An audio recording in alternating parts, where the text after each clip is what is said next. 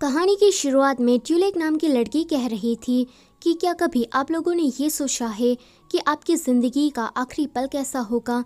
क्या आपने कभी ये सोचा है कि आप कैसे मरेंगे, आपकी ज़िंदगी का अंत कैसे होगा, आपने उस दिन क्या पहना होगा और आप मरने के बाद क्या बन जाओगे। मुझे ऐसा लगता है कि आप जितने इम्पोर्टेंट पर्सन होगे, आपकी मौत उतनी ही ज़्यादा यादगार होगी। ट्यूलेक ने अभी वेडिंग ड्रेस पहनी हुई थी और उसके हाथ में फूल थे। वो कहती है कि मेरा अंत कुछ इस तरह से होगा। इतना कहकर वो पानी में छलांग लगा देती है। ये वाला सीन यहीं पर ही कट होता है। आगे हमें एक अवार्ड सेरेमनी का सीन दिखाया जाता है जहां पर हमारी फीमेल लीड ट्यूलेक को अवार्ड मिल रहा था। दरअसल में ट्यूलेक एक फेमस राइटर है। उसका लिखा हर एक ड्रामा काफी पॉपुलर होता है। एपिसोड की शुरुआत में हमने जो मौत के ऊपर कहानी देखी थी वो भी ट्यूलेक ने ही लिखी थी और आज उसी कहानी की वजह से उसे अवार्ड मिल रहा था। ट्यूलेक को ये बात पहले ही बता दी गई थी कि तुम्हें जब अवार्ड मिलेगा तो तुम्हें स्टेज पर जाकर कोई स्पीच नहीं देनी है, बल्कि चुपचाप अपना अवार्ड लेकर वापस आ जाना है। मगर ट्यूलेक वो चुप बैठने वालों में से नहीं है। वो अपनी स्पीच कुछ इस तरह से देती है। उसने उसमें लिखा था कि ड्रामा के अंदर एक्टर जितनी मेहनत करता है, हम राइटर भी उतनी ही मेहनत करते हैं। तो जब अवार्ड देने की बारी आती है तो एक्टर्स को स्पीच देने की परमिशन होती है, हमें नहीं।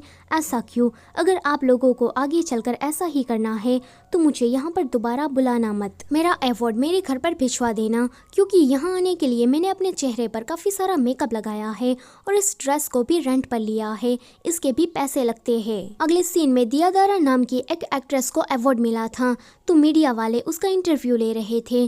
ट्यूलेक उसे देखकर कहती है कि राइटर भी एक्टर जितनी ही मेहनत करते हैं तो हमें बोलने का मौका क्यों नहीं दिया जाता। ये जो दियादारा है वो अपने रिलेशनशिप वाले स्कैंडल की वजह से फेमस हो गई है। ये इतनी ज्यादा टैलेंटेड भी नहीं है, मगर ये मीडिया उसके पीछे मक्खी की तरह मंडरा रही है। आज मेरा ये आखिरी बार है कि मैं ऐसे इवेंट में आई हूँ। इतना कहकर वो वहाँ से जाने लगती है।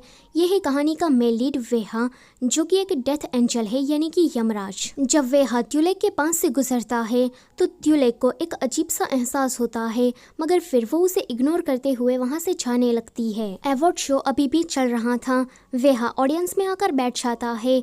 एक लड़के को अवार्ड मिल रहा था कि तभी ही स्टेज पर चढ़कर एक लड़की उसे शूट कर देती है, मगर फिर भी उस लड़के को कुछ भी नहीं होता। ये देखकर वो लड़की हैरान हो ही रही थी कि वेहा उसके पास आकर कहता है कि तुम्हारा नाम बेंसा है और तुम मर चुकी हो। ये सुनकर वो लड़की रोने लगती है। वेहा जैसे ही चुटकी बजाता है तो वो लोग टेलीपोर्ट होकर किसी पानी के पुल के पास पहुंच जाते हैं। वेहा उससे कहता है कि ये जगह तुमसे बिलोंग करती है, ये जगह तुम्हारी फेवरेट है, इसलिए तुम्हारे आफ्टर लाइफ जाने का गेट यहीं पर ही ओपन हुआ है। बेंसा रोते हुए उसे कहती है कि देखो ऐसा मत करो, मैंने जानबूझकर सुसाइड नहीं किया था।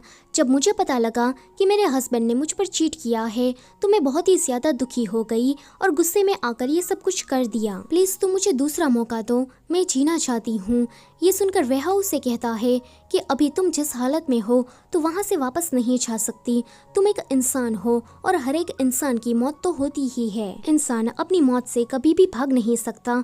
इतना कहकर वो उसे पानी में धक्का दे देता है। पानी में गिरने के बाद बहुत सारे हाथ बेंसा को आफ्टर लाइफ ले जाने के लिए आते हैं। बेंसा के आफ्टर लाइफ जाने के बाद वेहा भी उस जगह से गायब हो जाता है। अगले सीन में ट्यूलेक के सारे कॉलिग्स उसे कह रहे थे कि अगर हीरोइन ही मर गई तो कहानी में कैसे मजा आएगा, लेकिन ट्यूलेक वो तो अपनी मनमर्जी करने वालों में से थी। वो अपना अवार्ड सभी को दिखाकर उनका मुंह चुप करा देती है। फिर वो अपनी बेस्ट फ्रेंड हु से मिलने के लिए जाती है, जहाँ पर वो हु को ये सारी बातें बता रही थी कि मेरे कलीग्स को मेरी कहानी की एंडिंग पसंद नहीं आई, इसलिए मैंने उन लोगों को अवार्ड दिखाकर उनकी बोलती बंद कर दी। कहानी के अंदर हीरोइन लास्ट में मर कर ही रहेगी तो हु से पूछती है कि तुम अपनी सारी कहानी में मेन कैरेक्टर को मार क्यों देती हो, क्या तुम्हें उनकी हैप्पी एंडिंग करना पसंद नहीं। इस पर ट्यूलेक उसे कहती है कि Romeo Juliet, Laila Majnu, Titanic, इन सभी में मेन कैरेक्टर की लास्ट में मौत हो जाती है, उनका प्यार अधूरा रह जाता है। इसलिए तो ये सारी कहानियाँ बहुत ही ज्यादा फेमस है। अगर कहानी का हैप्पी एंड हो तो वो कहानी किसी को भी याद नहीं रहती, मगर वहीं कहानी के अंदर मेन कैरेक्टर की मौत हो जाए तो वो कहानी बहुत ही ज्यादा इम्प्रेसिव लगती है। ट्यूलेक को बार बार उसके बॉयफ्रेंड तान तान का कॉल आ रहा था, मगर वो उसके कॉल को रिसीव ही नहीं करती। तान तान जब उसे मिलने के लिए बुलाता है तो ट्यूलेक काफी ज्यादा लेट आती है। वो उसे कहता है कि तुम लेट हो, मैंने तुमसे पहले ही कह दिया था कि मैं तुम्हारे साथ अवार्ड शो में नहीं आ सकता क्योंकि मुझे ज़रूरी मीटिंग में जाना है। तुम अब क्या इस बात को लेकर इतनी ज़्यादा गुस्सा हो गई कि मुझसे बात भी नहीं करना चाहती। ट्यूलिक उसे कहती है कि मुझे अवार्ड मिलने वाला था, ये मेरी ज़िंदगी का स्पेशल मोमेंट था, इसलिए मैं चाहती थी कि तुम भी वहाँ पर मेरे साथ रहो, मगर तुम नहीं आए। अब तुम मुझसे सॉरी बोलो वरना मैं तुम्हारे साथ खाना नहीं खाऊंगी। ये सुनकर तानतान उसे सॉरी कहता है। ट्यूलिक कहती है कि तुमने क्या कहा, मुझे कुछ सुनाई नहीं दिया। वो वेटर से कहती है कि क्या आपको कुछ सुनाई दिया। तानतान उसे कहता है कि सॉरी, अब मैं तुम्हारे साथ ज़्यादा और नहीं रह सकता, मैं तुमसे ब्रेकअप करता हूँ। मेरे मन में तुम्हारे लिए प्यार तो कब का खत्म हो गया था, अब मैंने ये बात बोल भी दी है, इसलिए सायोनारा गुड बाय। इतना कहकर तानतान तो वहाँ से जा रहा था।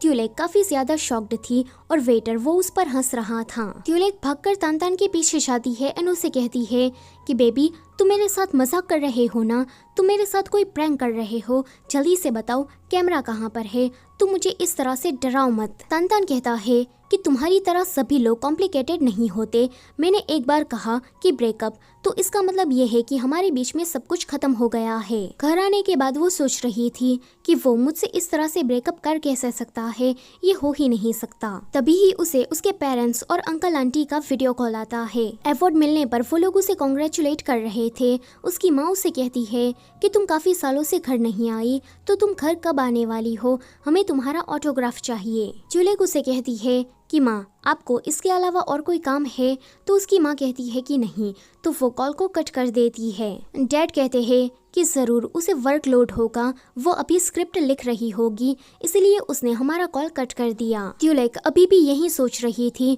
कि उसने मुझसे ब्रेकअप कर लिया, आखिर में वो मेरे साथ ऐसा कर कैसे सकता है। वो इन्हीं सारी बातों को सोचकर जाती है उसकी शॉप में। सारी चीज़ों को शॉर्ट आउट करने की जगह पर वो उसे कहती है कि हमारे नए ड्रामा में जो हीरो है वो म्यूजिक बजाता है, तो हमें फिल्म शूटिंग करने के लिए तुम्हारी शॉप की ज़रूरत होगी। तानतान उसे कहता है कि इस शहर में बहुत सारी ऐसी शॉप है, तो तुम वहाँ क्यों नहीं जाती। ट्यूलिक उसे कहती है कि मुझे सिर्फ तुम्हारी ही शॉप के बारे में पता है, अगर यहाँ पर ड्रामा की शूटिंग हुई तो तुम्हारी शॉप तो बहुत ही ज्यादा फेमस हो जाएगी। तो तुम्हें नहीं लगता कि ये डील बहुत ही ज्यादा अच्छी है, कल मेरे घर पर प्रोड्यूसर आने वाले हैं, तो तुम भी वहाँ पर आ जाना। फिर हम इन दोनों लड़कियों को देखते हैं जिसका नाम है यामरोल और काफे। ये दोनों ही ट्यूलिक के असिस्टेंट राइटर है। यामरोल कहती है कि ट्यूलिक ने हमें यहाँ पर क्यों बुलाया होगा, क्या वो हमें सैलरी देना चाहती है। तो काफे कहती है कि ऐसा तो सपने में भी नहीं हो सकता, जरूर उस स्क्रिप्ट में कोई चेंजेस करने होंगे। जब ट्यूलिक वहाँ पर आती है तो वो इन दोनों से कहती है कि मुझे एक नए ड्रामा पर काम करना है, इसलिए तुम मेरी मदद करो। ये दोनों कहती है कि हम ऑलरेडी 3 ड्रामा की स्क्रिप्ट पर काम कर रहे हैं, अब क्या चौथे पर भी काम करें। ट्यूलिक कहती है कि मैं तो ये सोच रही थी कि मैं नए ड्रामा की मेन इंचार्ज तुम लोगों को बना दूं, मगर अब जबकि तुम दोनों मना कर रही हो तो ये दोनों ही तुरंत बोल पड़ती है कि नहीं, हम स्क्रिप्ट लिखेंगे। ट्यूलिक उसे कहती है कि मुझे अवार्ड मिला है, तो चलो घर पर जाकर पार्टी करते हैं। ये सुनकर ये दोनों ही बहुत ही ज़्यादा खुश हो जाती है, मगर ट्यूलिक पार्टी के नाम पर इन लोगों से खाना बनाकर उन्हें कहती है कि अब तुम्हारा कोई काम नहीं है, तो तुम लोग यहाँ से जा सकती हो। बाहर जाते टाइम इन दोनों को काफ़ी ज़्यादा गुस्सा आ रहा था। काफे कहती है कि ट्यूलिक तो हमेशा ही हमारा यूज करती है और हम लोग बुद्धू की तरह उसके चाल में फंस जाते हैं। यामरोल कहती है कि उसने कितनी चालाकी से अपने बॉयफ्रेंड के लिए हमारे पास से खाना बनवाया। वो दोनों इसी तरह से बात करती हुई जा रही थी कि हम उसी जगह पर वेहा को देखते हैं। ट्यूलिक कॉल करके तानतान से कहती है कि प्रोड्यूसर आ गए हैं, तो तुम भी यहाँ पर आ जाओ।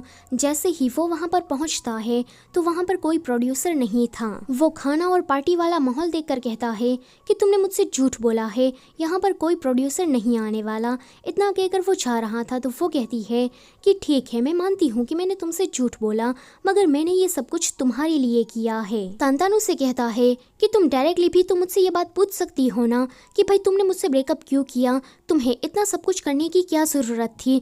तुम हर बार चीज़ों को कॉम्प्लिकेटेड बना देती हो, मुझे तुम्हारी यही बात पसंद नहीं। मैं तो गैस करते करते मर गया, इसलिए मैंने तुमसे अलग होने के बारे में सोच लिया। ट्यूलिक उसे कहती है कि तुमने मुझे ये बात कभी भी नहीं बताई कि तुम कैसा फील करते हो। तो वो कहता है कि मैंने तुम्हें अपनी फीलिंग्स के बारे में बताने की काफ़ी बार कोशिश की है, मगर तुमने हर बार कोई न कोई बखेड़ा खड़ा कर दिया। ट्यूलिक रोते हुए ये सोचती है कि क्या ये मुझे समझता नहीं, मैं एक राइटर हूँ तो ऑफ कोर्स मुझे चीज़ें इतनी ज़्यादा सिंपल पसंद नहीं आएगी, लाइफ में एक ड्रामा तो होना ही चाहिए। तानतान उसे कहता है कि मैं तुम्हारे इस मगरमच्छ वाले आंसू से पिघलने वाला नहीं हूँ, इसलिए तुम मेरे सामने नाटक करना बंद करो। वो दोनों झगड़ा कर ही रहे थे कि तभी ही वहाँ पर वेहा आ जाता है। अब वो एक डेथ एंजल है, इसलिए वो इन दोनों को दिखाई नहीं दे रहा था। तानतान ट्यूलेक से कहता है कि तुम हमेशा ही अपनी कहानी में सबको मार देती हो, तो क्या तुम्हारे अंदर इतनी हिम्मत है? तो वो प्राउंस खाते हुए उसे कहती है कि मुझे इससे एलर्जी है। वो उसे कहती है कि मेरा एलर्जिक रिएक्शन शुरू हो उससे पहले तुम मुझे कहो कि तुम मुझसे अलग नहीं होगे, हमेशा ही मेरे साथ रहोगे। तानतान तो डर जाता है। वो उसे कह देता है कि मैं तुम्हें छोड़कर नहीं जा रहा, मगर तभी ही उसका ध्यान जाता है कि ट्यूलेक ने तो बस प्राउन खाने का नाटक किया था, असल में नहीं खाया था। तो ये देखकर उसे बहुत ही ज़्यादा गुस्सा आता है। वो कहता है कि तुम कभी नहीं सुधरोगी। वो वहाँ से चला जाता है। उसके जाने के बाद जैसे ही ट्यूलेक वाइन पीती है तो उसके अंदर प्राउन था। एक फ्लैशबैक में हमें दिखाया जाता है कि यामरोल खाना बनाते टाइम उस ग्लास को साफ करना भूल गई थी और प्राउंस उसमें ही रह गया था। ट्यूलेक जल्दी से अपनी मेडिसिन ढूंढने लगती है, मगर वो खत्म हो गई थी। इसलिए वो तानतान के पीछे जाकर उसे कहती है कि मैंने सच में प्राउंस खा लिया है, अब तुम मुझे हॉस्पिटल लेकर जाओ वरना मैं मर जाऊंगी। तानतान उसे कहता है कि झूठ बोलने की भी हद होती है, अब मैं तुम्हारे किसी भी झूठ में नहीं आने वाला। तो वो उसे कहती है कि प्लीज मुझे हॉस्पिटल लेकर जाओ, मैं तुमसे सच कह रही हूँ। वो उसके सामने काफी गिड़गिड़ा रही थी। तो वो उसे कहता है कि तुम्हारी एक्टिंग तो ऑस्कर के काबिल है। इतना कहकर वो वहाँ से चला जाता है। उसके जाने के बाद ट्यूलेक का एलर्जिक रिएक्शन शुरू हो गया था। तभी ही एक कार उसे आकर जोर से हिट कर देती है। वो खड़ी होकर कहती है कि अंधे हो क्या, दिख नहीं रहा कि मैं यहाँ पर खड़ी हूँ? मगर फिर वो खुश होकर कहती है कि मुझे तो कुछ भी नहीं हुआ और मेरा जो एलर्जिक रिएक्शन था वो भी चला गया है। तभी ही उसके पास वेहा आकर कहता है कि तुम ट्यूलेक हो और तुम मर चुकी हो। वो उसे उसकी डेड बॉडी दिखाता है। ट्यूलेक ये देखकर बहुत ही ज्यादा शॉक्ड होती है। वो अपनी लाश को इस तरह से देखकर कहती है कि मैं इस तरह से तो नहीं मर सकती, मेरी मौत एक मेमोरेबल मौत होनी चाहिए थी। वह जैसे ही चुटकी बजाता है तो वो लोग एक समंदर किनारे पहुंच जाते हैं। वो उसे कहती है कि तुम मुझे कहाँ पर लेकर आए हो? 1 मिनट तुमने टेलीपोर्ट किया तो इसका मतलब ये है कि मैं कोई सपना देख रही हूँ। वह उसे कहता है कि तुम कोई सपना नहीं देख रही, बल्कि तुम सच में मर चुकी हो। यहाँ पर ट्यूलेक के सारे कलीग्स उसे ढूंढ रहे थे, मगर उसका कोई भी अता पता नहीं था। न्यूज में ट्यूलेक की मौत के बारे में सभी को बताया जा रहा था। इस न्यूज को तानतान और ये दोनों भी देखती है। वह ट्यूलेक को क्लिफ के पास लेकर आता है एंड कहता है कि अगर तुम्हें ये लगता है कि ये सपना है तो तुम यहाँ से कूद जाओ ताकि तुम उठ सको। मगर ट्यूलेक कूदने से मना कर देती है। तो वो उसे कहता है कि जरा देखो इस नज़ारे को, ये कितना ज्यादा खूबसूरत है। वो ओशन को देखकर कहती है कि तुमने तो ठीक कहा, ये नज़ारा बहुत ही ज्यादा खूबसूरत है। वो ओशन को देख ही रही थी कि वह उसे धक्का मारने के लिए जाता है, मगर तभी ही वो पीछे मुड़ जाती है। वो कहती है कि तुम क्या करने की कोशिश कर रहे थे छिछोरे लड़के? इतना कहकर वो वेहा को पानी में धक्का दे देती है। वेहा को लेने के लिए बहुत सारे हाथ आए थे, मगर जैसे ही वो चुटकी बजाता है तो वो सारे हाथ गायब हो जाते हैं। ट्यूलेक खुद से कहती है कि मैं मर नहीं सकती, मैं पक्का सपना देख रही हूँ। इतना कहकर वो अपने आप को चमाटे मारने लगती है, मगर तभी ही टेलीपोर्ट होकर शहर में आ जाती है। जैसे ही वो हॉस्पिटल के अंदर एंटर होती है तो कोई भी उसे देख नहीं पा रहा था, कोई उसकी बात नहीं सुन पा रहा था और वो किसी को भी टच नहीं कर पा रही थी। वो कहती है कि इसका मतलब ये है कि मैं सच में मर चुकी हूँ। तभी ही वहाँ पर हु और उसके पेरेंट्स आते हैं। उन लोगों की बातें सुनकर उसे पता लगता है कि अभी वो ऑपरेशन रूम में है। वह उसके पास आकर उसे कहता है कि अब तुम एक आत्मा बन चुकी हो, इसलिए तुम मेरे साथ चलो। मगर वो उसकी बात नहीं मानती। जब वो अपनी बॉडी की ऐसी हालत देखती है तो उसकी आंखों में से आंसू आ जाते हैं। वो कहती है कि मैं तो सच में मर चुकी हूँ। वह उसे कहता है कि अब तुम मेरे साथ चलो, क्योंकि मुझे और भी बहुत सारी आत्मा को कलेक्ट करने के लिए जाना है। ये सुनकर वो कहती है कि तुम डेथ एंजल हो, ग्रीम रिपर यमराज। वह कहता है कि तुम जो चाहे मुझे कह सकती हो। तो वो उसे पूछती है कि तुम्हें कैसे पता चला कि मैं मर चुकी हूँ? तो वो कहता है कि तुम्हारा नाम मेरी घड़ी में दिखाया जा रहा था इसलिए। वो कहती है कि मेरी आत्मा मेरे शरीर से बस अलग हुई है, मैं मरी नहीं हूँ। ये सुनकर वेहा उसे टेलीपोर्ट करके यहाँ पर लेकर आता है, जहाँ डॉक्टर उसके पेरेंट्स को बता रहे थे कि आपकी बेटी को एलर्जिक रिएक्शन हुआ, कार से उसे हिट किया गया, जिस वजह से उसका ब्रेन पूरी तरीके से डैमेज हो गया है। हम ये यकीन से तो नहीं कह सकते कि ये उठेगी, शायद ये मर भी सकती है। ये सुनकर त्यूलेक के पेरेंट्स तो रोने ही लगते हैं। त्यूलेक कहती है कि मैं ऐसी मौत बिल्कुल भी नहीं चाहती। इतना कहकर वो अपनी बॉडी में वापस जाने की कोशिश करती है, मगर इसका कोई फायदा नहीं था। वेहा उसे कहता है कि तुम आफ्टर लाइफ जाने के लिए खुद को प्रिपेयर कर लो, मैं थोड़ी ही देर में वापस आया। वेहा के जाने के बाद वो ऐसे ही हॉस्पिटल में घूम रही थी कि तभी ही वहाँ पर एक छोटे बच्चे को लेकर आया जाता है, जिसकी मौत हो चुकी थी। त्यूलेक उसी बच्चे को वेहा के पास देखती है। वेहा उसे अपने साथ लेकर जा रहा था तो त्यूलेक उसके पीछे पीछे आ जाती है। वेहा उस बच्चे को बहलाकर फुसलाकर पानी में कूदने को कहता है तो त्यूलेक उसे कहती है कि ऐसा मत करना, मगर वो बच्चा कूद जाता है। पानी में कूदने के बाद वहाँ पर ब्यूटीफुल मछलियाँ उसे लेने के लिए आती है। त्यूलेक जब पानी में कूदती है तो उसे कुछ भी नहीं दिखाई देता। वो उसे कहती है कि वो बच्चा कहाँ पर गया। वेहा उसे कहता है कि आफ्टर लाइफ जाने के सभी के अपने अपने अलग अलग गेट होते हैं। ये गेट तुमसे बिलोंग नहीं करता था, इसलिए तुम उसे नहीं देख पाई और तुम दूसरों के दैट गेट में जा भी नहीं सकती। त्यूलेक उसे कहती है कि मैं ऐसा क्या करूँ कि मैं अपनी बॉडी में वापस जा सकूँ। तो वेहा उसे कहता है कि तुम मर चुकी हो और मरे हुए इंसान को कोई भी कंडीशन नहीं दी जाती। ये सुनकर वो रोने लगती है कि मैं मरना नहीं चाहती। तो दूसरी तरफ हो काफे और यामरोल से पूछ रही थी कि तुम लोगों को क्या पता है कि त्यूलेक की मौत कैसे हुई। ये सुनकर ये दोनों ही काफी घबरा जाती है, मगर यामरोल कन्फेस कर देती है कि गलती से मुझसे ब्राउन ग्लास में गिर गया था, मगर बाद में मैं उसे धोना ही भूल गई। हु को लगता है कि ये सब कुछ बाय मिस्टेक हुआ है, इसलिए वो इन दोनों से ज्यादा कुछ नहीं कहती। जब त्यूलेक वापस हॉस्पिटल आती है तो उसके पेरेंट्स उसके लिए काफी ज्यादा रो रहे थे। उसकी माँ उसे कहती है कि हाई स्कूल के बाद से ही तुम बैंकॉक कॉलेज करने के लिए चली आई, फिर यहीं पर ही सेटल हो गई। मैं हमेशा ही घर पर तुम्हारा इंतजार करती थी कि तुम कब हमसे मिलने के लिए आओगी। आज इतने सालों के बाद जब मैंने तुम्हें देखा तो तुम सो रही हो, जल्दी से उठो, मुझे तुमसे ढेर सारी बातें करनी है। उसके डैड उसे कहते हैं कि तुम इस तरह से रोना बंद करो, हमारी बेटी बहुत ही ज्यादा स्ट्रॉन्ग है, वो जल्दी ही उठ जाएगी। त्यूलेक उन दोनों की बातें सुनकर रोने लगती है। वो कहती है कि माँ प्लीज मुझे माफ कर दीजिए, मैं काम में इतनी ज्यादा बिजी हो गई कि मैंने आप पर कभी भी ध्यान नहीं दिया। तभी ही वहाँ पर तानतान आता है। वो त्यूलेक को देखकर रो रहा था। फिर वो उसके मॉम डैड से कहता है कि मैंने आपकी बेटी से ब्रेकअप कर लिया था और अभी मैं इस चीज के लिए बहुत ही ज्यादा सॉरी फील कर रहा हूँ। तो ये दोनों उसे कहते हैं कि इसमें तुम्हारी कोई गलती नहीं है, तुम खुद पर ब्लेम मत डालो। वो तानतान को लेकर साइड में आती है और उसे कहती है कि ये सारी तुम्हारी गलती है, मुझे तुम दोनों को डेट करने देना ही नहीं चाहिए था, तुम उसके लिए बिल्कुल भी परफेक्ट नहीं थे। तानतान कहता है कि उसका एक्सीडेंट हुआ तो क्या ये भी मेरी ही गलती है, मगर हु को उस पर काफी गुस्सा आ रहा था। तो वो अपना गुस्सा निकाल कर वहाँ से जा रही थी कि तभी ही उसका हाथ त्यूलेक से टच हो जाता है। उसे ये एहसास होता है कि त्यूलेक उसके आसपास ही है, मगर फिर वो इस ख्याल को चटक कर वहाँ से चली जाती है। तानतान कहता है कि सॉरी, मुझे तुम्हारे साथ ऐसा नहीं करना चाहिए था। तो वो उसे कहती है कि इसमें तुम्हारी कोई गलती नहीं है, इसलिए तुम माफी मत मांगो, जो होना था वो तो हो गया। तानतान फिर से सॉरी कहता है। तो वो उसे कहती है कि अगर उस दिन मैंने सच में प्राउन खा लिया होता तो तुम मुझे एक हीरो की तरह बचाते, मगर तानतान तो कंटिन्यूसली उसे सॉरी ही कहे जा रहा था। तो उसे ये बात समझ में नहीं आती कि तभी ही वहाँ पर नीला नाम की एक लड़की आती है। उन दोनों को इतना क्लोज देखकर वो बहुत ही ज्यादा शॉक्ड होती है।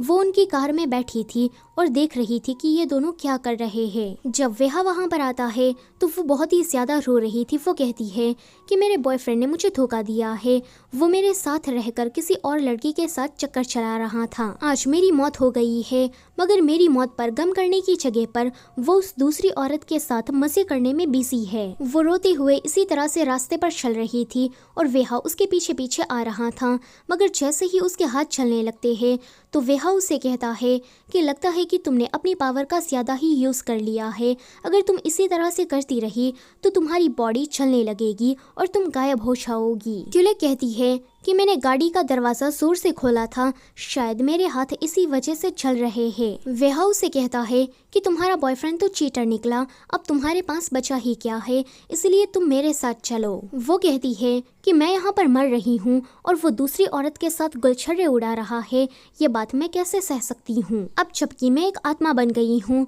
तो मैं उसे चैन से जीने नहीं दूंगी। तो वह कहता है कि तुम ये नहीं कर सकती क्योंकि तुम्हारा टाइम खत्म हो गया है। कि तभी ही हम हॉस्पिटल का सीन देखते हैं जहाँ पर ट्यूलेक की बॉडी ने थोड़ा रिस्पॉन्स किया था, इसलिए डॉक्टर उसे CPR दे रहे थे और ऑपरेशन रूम के बाहर उसके पेरेंट्स उसके लिए प्रार्थना कर रहे थे कि उसकी बेटी जल्दी से ठीक हो जाए। सो गाइस, पार्ट नंबर 1 की एक्सप्लेनेशन होती है यहीं पर ही ख़त्म। वीडियो अच्छी लगी है तो उसे लाइक कर दो और चैनल पर पहली बार आए हो तो उसे सब्सक्राइब भी कर दो। Thank you for watching.